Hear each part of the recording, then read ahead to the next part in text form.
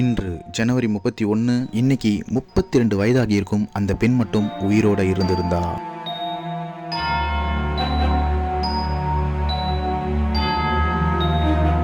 உடல்நிலை சரியில்லாத காரணத்தினால தொடர்ந்து மருத்துவ சிகிச்சையில் இருந்த அந்த பெண் மன அழுத்தத்துக்கு ஆளாகிறாங்க. தன்னோட மன அழுத்தத்தை போக்கிக்கிறதுக்காக ஒரு சோலோ ட்ரிப்பா ஒரு டூர் போயிட்டு வந்தா பெட்டரா இருக்கும் அப்படின்னு ஃபீல் பண்ண அந்த பெண் தன்னோட விருப்பத்தை பேரண்ட்ஸ் கிட்ட சொல்லி சம்மதம் வாங்கிட்டு தன்னோட சோலோ ட்ரிப்பா யூஎஸ்ல இருக்க லாஸ் ஏஞ்சல்ஸை நோக்கி போக ஆரம்பிக்கிறாங்க. லாஸ் ஏஞ்சல்ஸை அடைஞ்ச அந்த பெண் தான் தங்குவதற்கு சிசில் அப்படின்ற ஒரு ஹோட்டலை செலக்ட் பண்றாங்க. அந்த சிசில் ஹோட்டல்ல ரூம் எடுத்து தங்க ஆரம்பிச்ச அந்த பெண் லாஸ் ஏஞ்சல்ஸை சுத்தி பார்த்து ரொம்பவே சந்தோஷம் அடைகிறாங்க. தினமும் இரவு தூங்குவதற்கு முன்பு தனக்கு ஏற்பட்ட அனுபவங்களை தன்னோட பேரண்ட்ஸ்க்கு ஃபோன் பண்ணி ஷேர் பண்ணிட்டு அதுக்கப்புறம் தான் தூங்க போயிருக்காங்க. இப்படியே நாட்கள் போயிட்டு இருக்கும்போது அன்னைக்கு ஜனவரி 31 தன்னோட ரிலேட்டிவ்ஸ் வீட்டுக்கு போக போறதா பேரண்ட்ஸ் கிட்ட சொல்லிட்டு போன அந்த பெண் வழக்கமா தங்களுக்கு கால் பண்ண வேண்டிய நேரத்துல கால் பண்ணாததுனால கொஞ்ச நேரம் வெயிட் பண்ணி பார்த்த பேரண்ட்ஸ் ரொம்ப நேரம் ஆகியும் கால் வராததுனால பதறி போய் உடனடியா போலீஸ்க்கு தகவல் சொல்றாங்க. கொஞ்சமும் தாமதிக்காத போலீஸ் இன்வெஸ்டிகேஷனை ஸ்டார்ட் பண்றாங்க. அப்படி இன்வெஸ்டிகேஷனை ஸ்டார்ட் பண்ண போலீஸ் கொஞ்சம் கூட எதிர்பார்த்திருக்க மாட்டாங்க. உலகத்துல நடந்த அமானுஷ்ய விஷயங்கள்லயே முக்கியமான ஒரு சம்பவமா இந்த வழக்கு மாறப்போகுது அப்படின்றது. அப்படி அந்த பெண்ணிற்கு என்னதான் நடந்தது, போலீஸ் என்னெல்லாம் கண்டுபிடிச்சாங்க அப்படின்றத தான் ரொம்பவே டீடைல்டா இந்த வீடியோல பார்க்க போறோம். வெல்கம் வியூவர்ஸ், நீங்க பார்த்துட்டு இருக்கிறது விகோ மூவிஸ். நான் உங்கள் சரவணன். வாங்க வீடியோக்குள்ள போலாம்.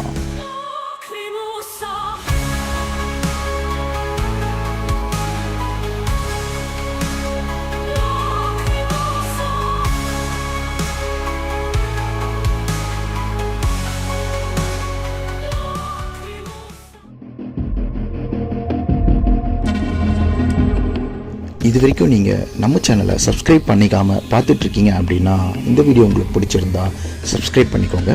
உங்கள் ஃப்ரெண்ட்ஸ்க்கு ஷேர் பண்ணுங்கள். மேலும் உங்களோட கமெண்ட்ஸை நம்மளோட கமெண்ட் செக்ஷனில் கொடுங்க.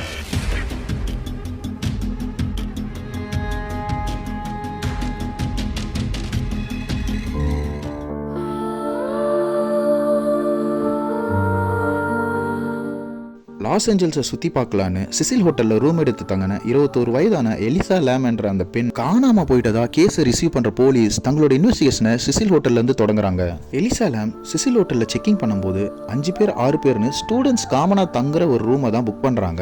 ஆனால் கொஞ்ச நாள்லயே எலிசா லேம் ரூமில் தங்கின மற்ற ஸ்டூடெண்ட்ஸ் எல்லாமே மேனேஜ்மெண்ட் கிட்ட போயிட்டு எலிசா லேம் ரொம்பவே வியர்டாக நடந்துக்கிறாங்கன்னு அவங்க கூட தங்கவே ரொம்ப பயமாக இருக்கணும் கம்ப்ளைண்ட் பண்ணுறாங்க. இதனாலேயே ஹோட்டல் மேனேஜ்மெண்ட் எலிசா லேமை தனியாக ரூம் எடுத்து தங்கும் சஜஷன் பண்ணிருக்காங்கன்றதை தெரிஞ்சுக்கிட்ட போலீஸ் எலிசா லேம் மன ரீதியா ரொம்பவே பாதிக்கப்பட்டிருக்கலாம் அப்படின்ற முடிவுக்கு வராங்க. எவ்வளவோ முயற்சி பண்ணியும் இந்த கேஸ்ல ஒரு லீடும் கிடைக்காதனால ஹோட்டலோட கேமராஸை செக் பண்ண முடிவு பண்ண போலீஸ் ஹோட்டலோட சிசிடிவி ஃபுட்டேஜஸ் செக் பண்றாங்க. அப்படி சிசிடிவி ஃபுட்டேஜஸ் செக் பண்ண போலீஸ் ஒரு நிமிஷம் மிரண்டு போறாங்க.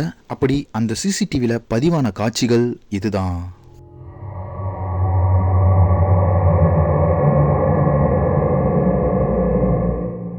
நைட்டு 2 மணி அளவில் ரொம்ப பதட்டத்தோட லிஃப்ட்டுக்குள்ளே வந்த எலிசா ரொம்ப வினோதமாக நடந்துக்கிறாங்க.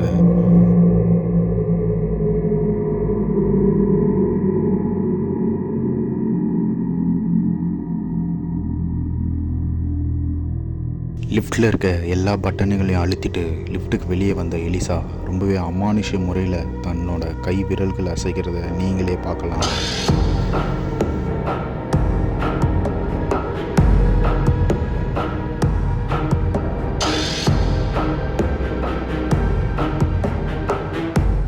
இதை தொடர்ந்து எலிசா அங்கே தன்னை விட்டுடும்படி யார்கிட்டயோ கெஞ்சிக்கிட்டே ரொம்பவே பயந்துட்டு பேசுகிறதும், ஆனால் அங்கே எலிசாவை தவிர வேறு யாருமே இல்லைன்றது மட்டும்தான் சிசிடிவியில் பதிவாயிருக்கு.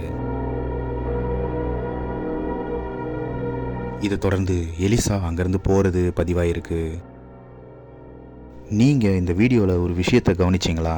எலிசா லிஃப்ட்டுக்குள்ளே வந்தப்பையும் சரி வெளியே போனதுக்கப்புறமும் சரி இந்த லிஃப்ட்டோட கதவுகள் மூடப்படவே இல்லை. இதுக்கு காரணம் என்னவா இருக்கும்னு நீங்கள் நினைக்கிறீங்க?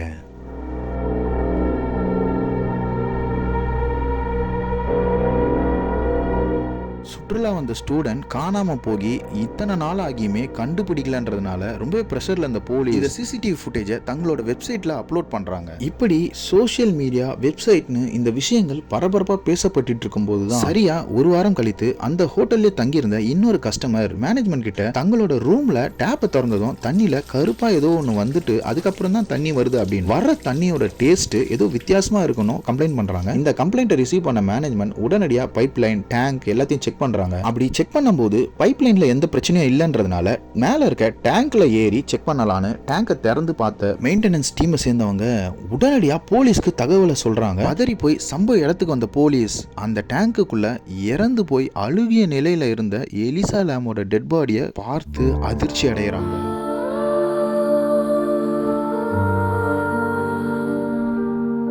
இது வரைக்கும் ஒரு அமானுஷ்ய விஷயமாவே இருந்த இந்த வழக்கு இப்போ கொலை வழக்குன்ற கோணத்திலையும் விசாரிக்கப்படுது. எவ்வளவோ விசாரிச்சோம், எந்த ஒரு தடயமும் கிடைக்காததுனால இந்த வழக்கு ஒரு மர்மமான வழக்காவே மாறி போகுது.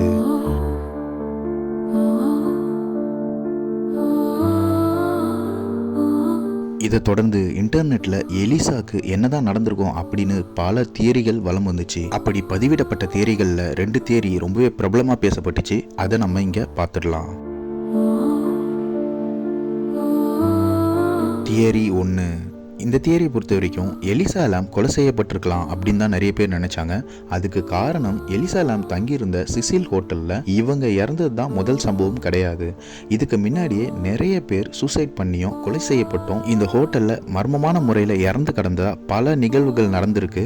இது மட்டும் இல்லாமல் அமெரிக்காவை அச்சுறுத்தி வந்த சீரியல் கில்லரான ரிச்சர்ட் ரமீசன் இந்த சிசில் ஹோட்டலில் இருக்கும்போது தான் கைது செய்யப்பட்டிருக்கான். அப்படி கைது செய்யப்படும் போது இதுக்கு காரணமாக இருந்த ஹோட்டலில் இருந்த எல்லாரையும் கண்டிப்பாக பழி வாங்குவேன் அப்படின்னு அவன் சொல்லிட்டு போனதும் ஒரு ரீசனா சொல்லப்படுது. இப்போ தியரி 2.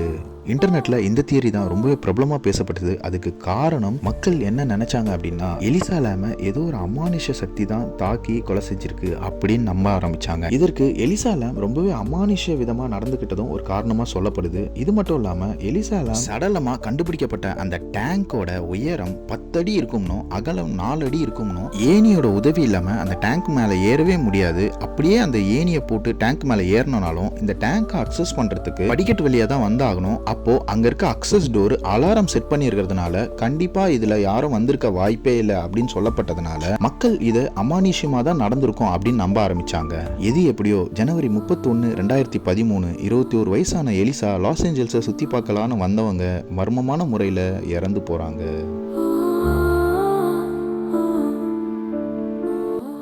விசாரணையில் மனநலமை பாதிக்கப்பட்டிருக்காங்கன்றது தெரிஞ்சுக்கிட்ட போலீஸ் அவங்களே சூசைட் பண்ணிக்கிட்டதா தான் இந்த கேஸை க்ளோஸ் பண்ணியிருக்காங்க. ஆனாலும் மக்கள் மனசில் இந்த கேஸ் இனிமே ஒரு மர்மமான வழக்காக தான் நீடிச்சுக்கிட்டு இருக்கு.